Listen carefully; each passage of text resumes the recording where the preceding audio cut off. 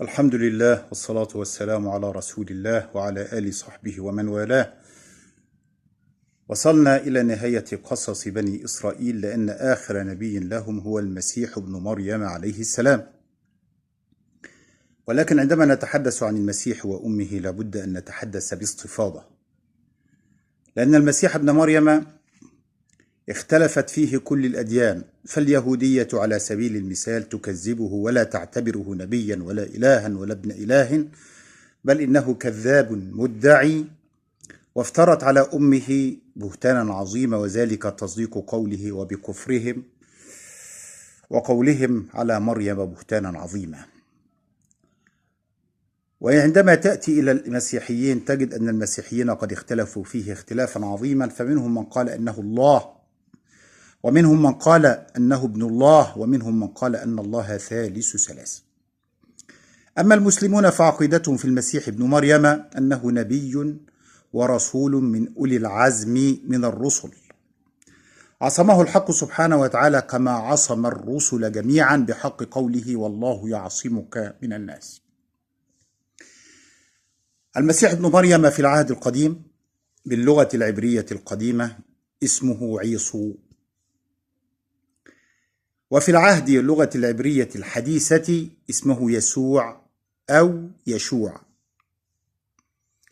ذلك الأمر أما عند المسيحيين فهو يسوع المسيح.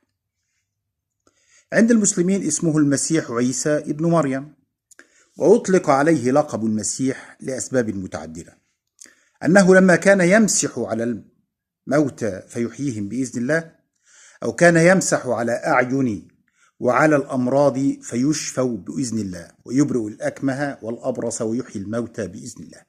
إذن عندما كان يمسح بيده بإذن الله كان يبرأ المصاب والأعمى والأكمه والأبرص وغيرهم من الأمراض. الحقبة التاريخية التي ولد فيها المسيح ابن مريم كانت فلسطين كلها ولاية خاضعة للحكم الروماني في روما، وكان يحكم فلسطين باسم الحاكم الروماني أو القائد الروماني أو الإمبراطور الروماني قائدا أو حاكما على فلسطين. في ذلك الوقت كان هيرودوس هو الحاكم على فلسطين. كل الإشارات وكل الرؤى وكل النبوءات تتحدث عن مولود عظيم في بني إسرائيل سيكون له ضجة كبرى. قبل ذلك كان كل الأنبياء يبشرون بالمسيح، وكانوا يبشرون بكلمة الله، كما كانوا يبشرون بمحمد صلى الله عليه وسلم باسم الفاركليط. تلك الروايات كلها وصلت إلى الحاكم الروماني، فأصبحوا ينتظرون مولد المسيح المخلص لبني إسرائيل. ولد في عهد هيرودوس القائد الروماني. تبدأ القصة القرآنية كلها كالآتي: قبلها في العهد القديم هو مدع وكذاب وابن زنا عند اليهود، وافتروا عليه افتراءات عظيمة، وبكفرهم وقولهم على مريم بهتانا عظيما، وقولهم أنا قتلنا المسيح عيسى ابن مريم وما قتلوه وما صلبوه ولكن شبه له. هو عندهم كذاب وليس نبيا، وأمه زانية. عند المسيحيين كما قلت قبل ذلك إله أو نصف إله أو ابن إله أو ثالث ثلاث.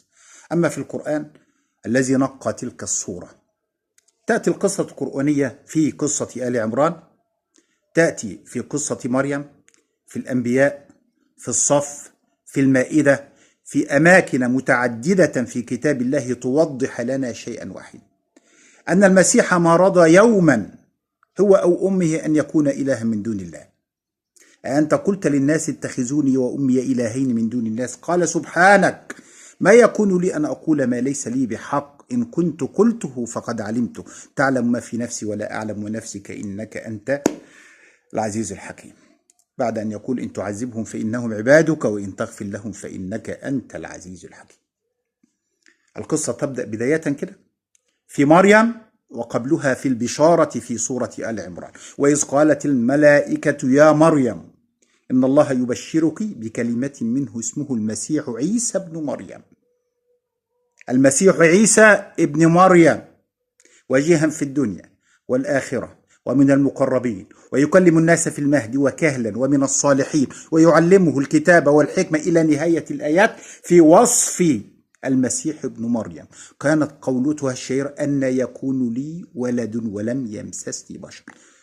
لما تيجي البشارة دي لمريم وهي ما زالت فتاة عذراء، ما كانت تأخذ البشارة أنها تتجوز وتخلف المسيح ابن مريم، ولكن عندما يخاطبها الحق الذي يحدد كلماته بدقة فيقول له إنه اسمه المسيح ابن مريم، إذن لن يكون له أب، لأنه لو كان له أب لقالت الملائكة: يا مريم إن الله يبشرك بكلمة منه اسمه المسيح ابن فلان، فكانت تأتي نبوءة أو بشارة بأنها ستكون زوجة لفلان وستنجب منه المسيح ابن فلان.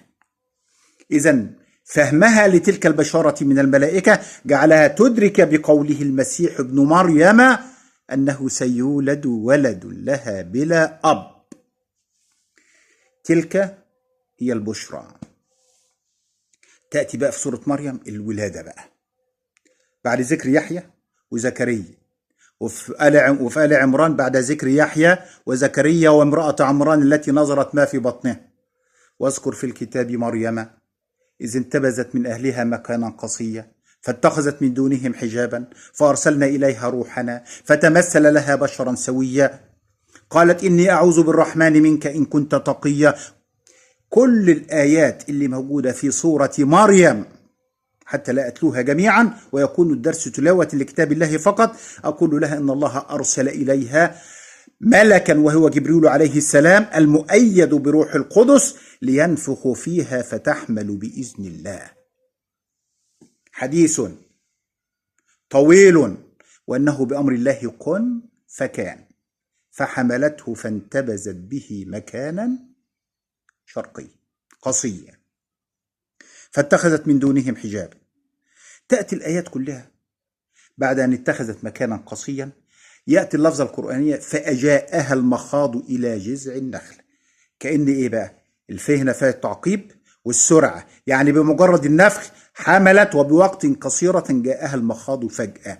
وكلمة فجأها فأجاءها لفظة تعني معنيين، والإعجاز اللغوي في القرآن وفي غير القرآن أن تأتي بأقل الكلمات لتوضح أقصر المعاني.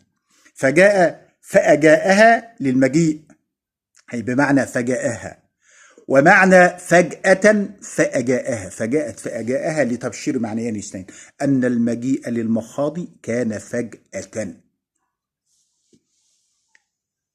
عناية الحق سبحانه وتعالى لما جاءها المخاض: قد جعل ربك تحتك سرية نهر صغير تشرب، وهزي إليك بجذع النخلة تساقط عليك رطبا جنيا فكلي واشربي وقري عينا فإما ترين أحد من البشر فقولي إني نظرت للرحمن صوما فلن أكلم اليوم أنسي. الوضع وعناية ربنا. وحملت بعد 40 يوم رفعت ولدها الذي ناداها من تحتها وهو المسيح ليكون تدريبا لها عندما تأتي قومها فتشير إليه. يقول بعض العلماء: فناداها من تحتها ألا تخافي ولا تحزني. ذلك الذي ناداها ليس الملك جبريل كما قال بعض العلماء، وبعض العلماء قالوا أنه المسيح.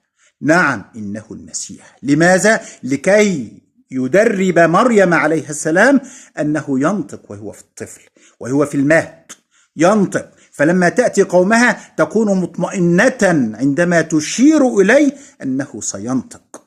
أما لو لم تدرب ولم تراه ينطق قبل ذلك لأوجست في نفسها خيفة وما أشارت إليه. انظر إلى موسى عليه السلام في ذلك الأمر، دربه الحق سبحانه وتعالى في جبل الطور لما داه: وألق ما في يمينك، ألقى عصاك فإذا هي حية تسعى. دربه الأول على تحول العصا إلى حية، وخروج اليد إلى بيضاء بعد أن كانت آدمية. لماذا؟ كي يتدرب على ذلك فيطمئن قلبه فلا يخاف عندما يأتي إلى فرعون ويلقي ما في يمينه تلقف ما صنع. إذا ناداها المسيح من تحتها ألا تخافي. حملته وأتت به المحراب، أتت به بيت المقدس. قابلها الكهنة باستهجان كبير: يا أخت هارون ما كان أبوك امرأ سوء وما كانت أمك بغيا. أنت بنت ناس طيبين وبنت ناس صالحين، وأبوك عمران وربيبة زكريا النبي، من أين؟ فأتت به قومها تحمله. قال: يا مريم أن لك هذا؟ انت جبت الكلام ده منين؟ يا أخت هارون، يا. فأشارت إليه، فتحدث المسيح بمعجزته الكبرى: إني عبد الله آتاني الكتاب وجعلني نبيا وجعلني مباركا وأوصاني بالصلاة والزكاة ما دمت حيا وبرا بوالدتي ولم يجعلني جبارا شقيا والسلام علي يوم ولدت ويوم أموت ويوم أبعث حيا. هنا ملحظ، لما جاء في في كلمة يحيى قال: وسلام عليه يوم ولد ويوم يموت ويوم يبعث حيا. أما عندما تحدث المسيح هو الذي سلم على نفسه بكل السلام، فقال: والسلام علي يوم ولدت ويوم أموت ويوم يبعث حيا. إذن عيسى كل السلام، أما يحيى سلام من معجزاتي، سلام من ضمن السلام الموجود. وذلك هو الفرق بين عيسى ويحيى. يحيى نبي، والنبي ليس له عصمة، أما عيسى فله عصمة لأنه رسول من أولي العزم من الرسل. ولما تحدث الله عن العصمة من الناس قال: يا أيها الرسول بلغ ما أنزل إليك من ربك وإن لم تفعل فما بلغت رسالته والله يعصمك من الناس. من أجل ذلك لم يكن هناك عصمة ليحيى فقتل في امرأة بغي وهي سالومي كما قلت في الفيديو السابق. أما يحيى عندما تأمروا عليه في الجبل وخانوه وقال: من أنصاري إلى الله، أنقذه الله سبحانه وتعالى بالرفع إليه. تلك عصمة الرسل والمعصومين من الرسل. ونكمل إن شاء الله في فيديو في بقية قصة المسيح التي سنتناولها باستفاضة من كل جوانبها. والسلام عليكم ورحمة الله وبركاته.